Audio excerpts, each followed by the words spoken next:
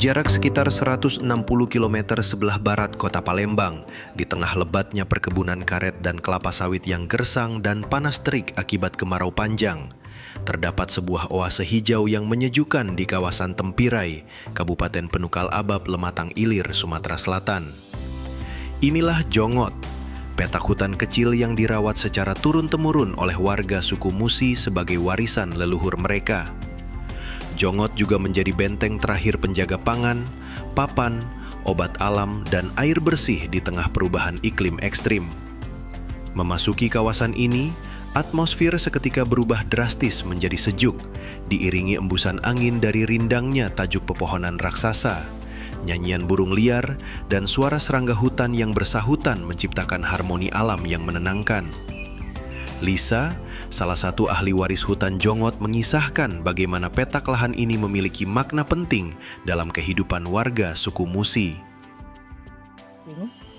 Jadi amannya kita bangun ke budok tuh, ayo bangun lah, kita nak ke Jongot.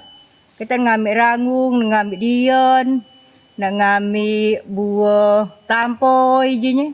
Nah jadi setelah belum bangun induknya, anaknya dulu bangun, kena orang kecil kan temaru makan.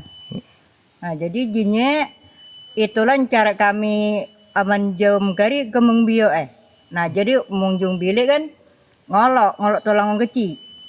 Jadi seolah-olah ada lebih makan tadi yang dijual. Jadi setelahnya dek ngedek nona adong dion tadi tolong mak bo enateng dan nyuksan pula itu makanya itu jong kami dulu itu pengolok orang kecil. Itu melepaskan Jongot. Alam menggari jong kemung biak kan. Jongot umumnya diartikan sebagai hutan tua. Ada pula yang mengartikan Jongot sebagai hutan buah-buahan. Akan tetapi, Jongot pun disinyalir berasal dari bahasa Melayu lokal, yakni jungut atau sejungut, yang berarti secumpuk atau sepetak kecil. Itu karena Jongot tidak terlalu luas, rata-rata sekitar 0,5 hektar. Dari sepetak kecil tersebut, tumbuh puluhan jenis buah hutan yang berjumlah puluhan sampai ratusan batang. Fungsi dan manfaat keberadaan Jongot sangatlah esensial, terutama sebagai lumbung kemandirian pangan di tengah ancaman krisis iklim dan naiknya harga kebutuhan pokok.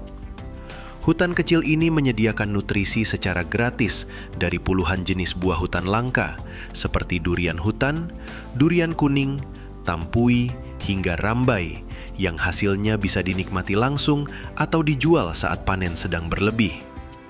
Selain menjadi lumbung pangan, kawasan hutan rindang ini juga berfungsi sebagai apotek hidup karena ditumbuhi berbagai tanaman herbal untuk praktek pengobatan tradisional.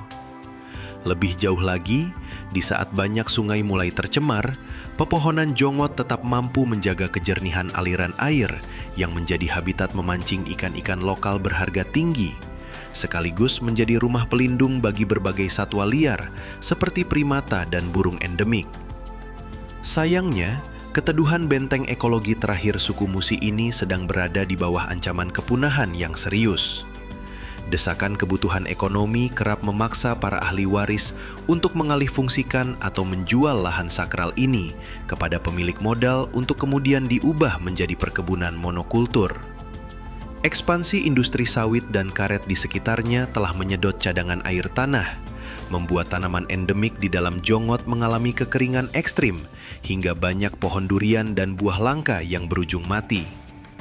Akibatnya, jumlah titik Jongot terus menyusut dalam 4 dekade terakhir.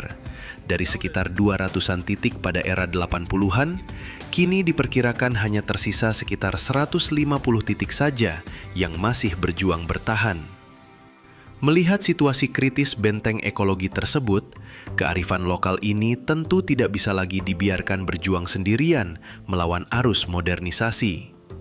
Butuh intervensi nyata dari pemerintah daerah berupa penerbitan payung hukum yang secara resmi mengakui eksistensi Jongot sebagai wilayah konservasi adat. Stimulus ekonomi seperti potongan pajak hingga bantuan bibit bagi warga yang setia menjaga hutan ini juga sangat krusial, agar simfoni alam Jongot tidak musnah dan tinggal menjadi catatan sejarah lingkungan di Sumatera Selatan.